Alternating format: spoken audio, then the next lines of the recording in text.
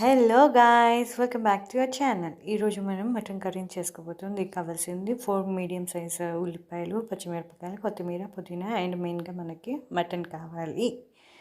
దాని తర్వాత ఉల్లిపాయలు, పచ్చిమిరపకాయలు సన్నగా చాప్ చేసుకో. తర్వాత కుక్కర్ స్టవ్ మీద పెట్టేసి సరిపడా ఆయిల్ వేయాలి. 5 to 6 టేబుల్ స్పూన్స్ ఆయిల్ వేయాలి. వేసిన తర్వాత అది కొంచెం కాగిన తర్వాత మనం సన్నగా కట్ చేసుకున్న 4 ఉల్లిపాయలు మీడియం సైజే దీంట్లో వేసిన తర్వాత కొంచెం కలపాలి మీడియం ఫ్లేమ్లో పెట్టి. ఇది త్వరగా మగ్గడానికి మనం ఏం చేయాలి, ఒక చిటికెడు ఉప్పు వేస్తే ఇది త్వరగా మగ్గుతాయి. మరీ మాడకుండా చూసుకుంటూ కలుపుతూ ఉండాలి. ఈ స్టేజ్ కొంచెం లైట్ బ్రౌన్ కలర్ వస్తే మనకి చాలు.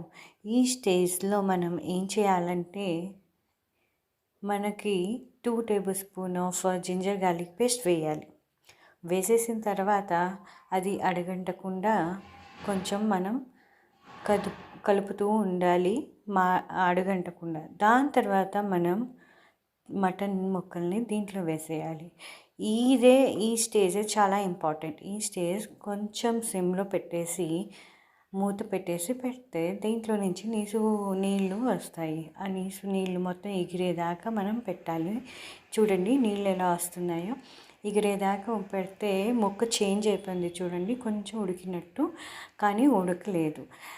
ఈ స్టేజ్లో మనకి కొంచెం పసుపు, 1/2 టేబుల్ స్పూన్స్ పసుపు అండ్ 1.5 టేబుల్ స్పూన్ కారం and 1/2 table spoon garam masala. నేను ఇంట్లో చేశాను గరం మసాలా.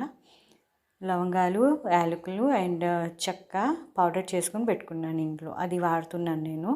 దాని తర్వాత 1 టేబుల్ స్పూన్ ధనియాల పొడి, ఇది కూడా నేను ఇంట్లో చేసుకొని పెట్టుకున్నాను. ధనియాలు జస్ట్ వేయించేసి పౌడర్ చేసుకొని పెట్టుకుంటే సరిపోయింది. ఈ తర్వాత కొంచెం కలిపేసి చూడండి, కొంచెం ఇలా కుక్ అయ్యేటట్టు కనిపిస్తుంది కానీ మనకి కుక్ అవ్వలేదు ఇంకా. దాని తర్వాత చిలికలుగా చేసుకున్న పచ్చిమిరపకాయలని 4 దీంట్లో వేసి ఈ స్టేజ్లో వేసిన తర్వాత చిన్న టీ గ్లాస్ నీళ్లు పోయాలి. లేదు మనకి తెలియట్లేదంటే ముక్కలు మునిగే వరకు కొంచెం నీళ్ళు వేస్తే చాలు. దాని తర్వాత 3 విజిల్స్ వరకు వెయిట్ చేసి ఈ కలర్లో ఫామ్ అయిపోయింది. అప్పుడు మనం కొత్తిమీర అండ్ పుదీనాతో గార్నిష్ చేసుకుంటే రెడీ.